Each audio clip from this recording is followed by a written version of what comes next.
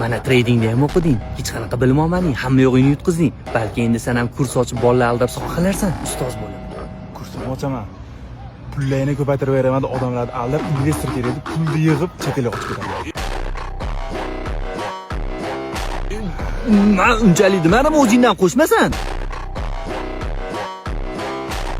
Dori firmalar bilan shartnoma qilib, bemorlarga keraksiz dorilar yozib, maza qilib soqa qilarsan-a?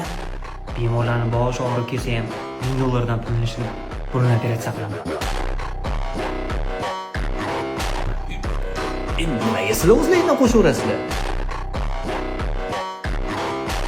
Shuncha mashina sotsan, u variantga sotganlaringni oylik to'lovi kech qolsa $50 dan qo'shib qo'y, hamma oyiga $1000 topib turamiz-da. Agar $50, $100 dan qo'ysam, penya bo'lib qoladi.